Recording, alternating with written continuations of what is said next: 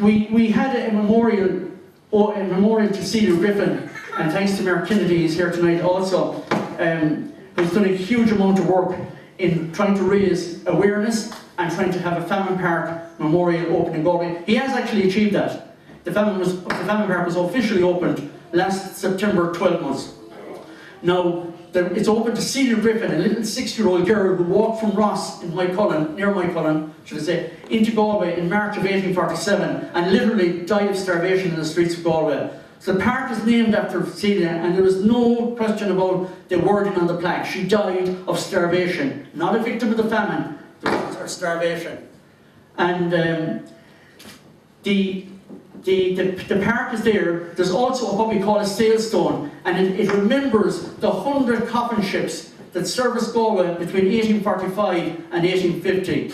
And we're in the process at the moment, or should I say Mark is the driving force behind this now again, to have another 2 stones erected there, and they will carry the names forever of the names of the 50 on each, the 100 coffin ships that service Galway. It will be a fantastic memorial, it will be a fantastic memory to have, and it will be very unique as a famine ship memorial park. Because I don't believe there's one in the world that remembers the people who lost their lives at sea.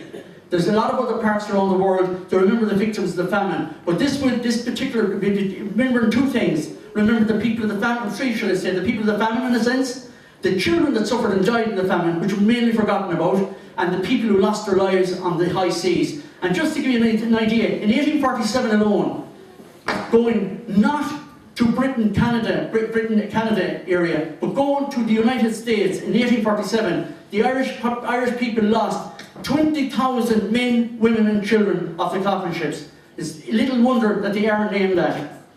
So I'll just finish up in a few minutes. I just want to say something about the famine in Galway, because I think it's important, because it was a shock to me, to be honest with you, to discover how severe the famine was in Galway. Because for years I had actually heard and believed that, you know, the famine wasn't too bad, that the people died of cholera here, and not literally of starvation, or mainly famine-related diseases, or that the amount of people that actually lost their lives in Galway.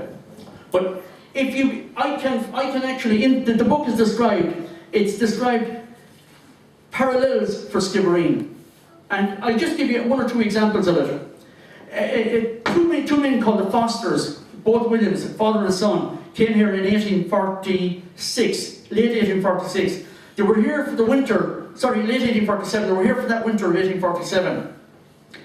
And they decided to travel. They had actually come, they were Quakers, and they had actually come to Ireland to investigate what they were reading in the newspapers in England. And they didn't believe for 1 minute that it was as bad as what the newspapers were actually saying it was. So they decided to come and investigate it themselves. And it was due to them that a lot of relief came, but their journey, they recorded in depth.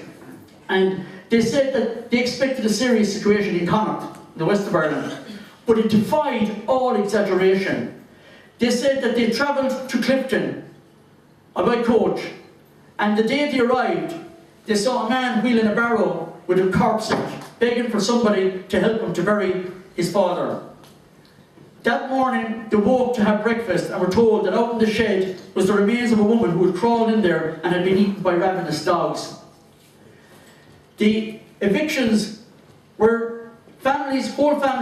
whole villages were being evicted. You're talking about 200 to 300 families, over 1,000 people at a time. It doesn't bear thinking about it. This was just in the west of Ireland. This can go north and south.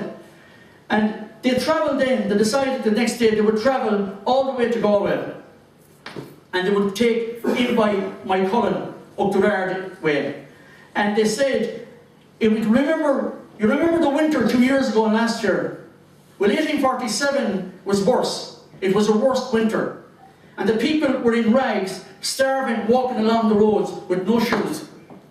And they were totally shocked. They actually were thinking, how did they live? Not how did they die.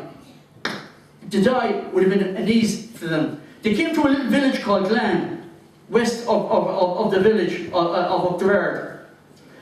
And one little hovel they went into revealed the remains of 10 people, all family, lying in in a heap of rottenness. That's the way they describe it, all dead. They went to the next hovel and they found 7 more people in the same condition, and 4 more in the last throes of their agony. That's the exact word that they used. Then, one of the things that really struck his son was that he was walking across the mountain road and went up to another village, and he came across the remains of an old destitute man. And that shocked him more than the hovels. So what he saw there, he just touched on. He just said it was worse.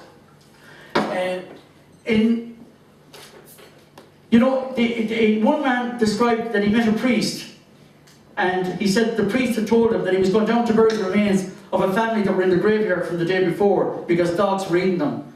And the father didn't have the strength to bury his wife and 2 children. So the dogs got them. And he went down the next day to try and do something about it. So this is the type of stuff you're talking about. And it said, like, famine. One report said, famine. If we turn to Oranmore, we are forced to witness the greatest part of the population in the most of misery unimaginable. Not in units, but in hundreds. They have themselves become tenants of the Tuam, equal in point of suffering to Skull or Skibbereen. That's the contemporary records talking about Oranmore in Galway. And we all hear of Skibbereen, and rightly so, we all hear of Skull. We haven't heard much about Oranmore and the suffering on that side. And then they arrived in Galway. And then from there they went to the Claddagh, and they saw the wonderful family atmosphere in the Claddagh, and they witnessed the goodness of the people, but they also witnessed the absolute starvation of it also. But they actually commented on the ways the Claddagh people had tried to help each other, and they had little or nothing, but what they had, they shared, even with a stranger coming into the village. And I will just finish on one other area, an area very close to my heart, where I'm from, Oranmore. And a priest by the name of Kavanagh, Father Kavanagh. Now remember, this is 1849, this man did his journey up to Oranmore. He was called out in 5 sick calls. And remember that the British government announced that the famine was over in 1848. This is 1849, Oranmore, and it's only one of hundreds of areas right across the country. He said he was called out to five places, 5 houses. The first one he went into, it was a wet and windy day. The roof was broken and there was a dull splashing sound with the water falling to the ground. He asked, is there anybody there? It was the home of the Devannies. Is there anybody there? He shouted again. And he said, an emaciated young woman in her 30s, filthy, in inner garments, carrying a child, came out and said, please sir, we're starving to death. We haven't eaten in 3 days. Can you give us something? And he said, is this the Devanny household? And she said, it is. And then the daughter of the Devanny father and mother came back. And she had a candle. She had bought a candle wherever she got it for the priest she knew he was coming to give them the last rites. And when they lit the candle, he said it illuminated on the dirty wet floor in straw a man and a woman, husband and wife, in the last stages of their life, totally and utterly emaciated.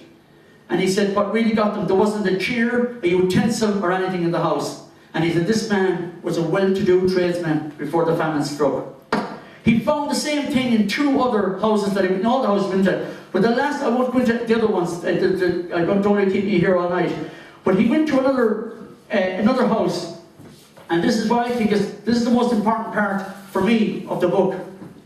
And it's something that, you know, some of the patriots of that period actually wrote about themselves in the newspapers. And of course, people denied it afterwards, governments denied it, but it was an actual fact of life. He reported that he went and he found this young girl shivering and weeping and unable to talk. That's all she was doing, shivering and weeping. She was in such condition. And he asked her where the Dowd family lived. And he went there.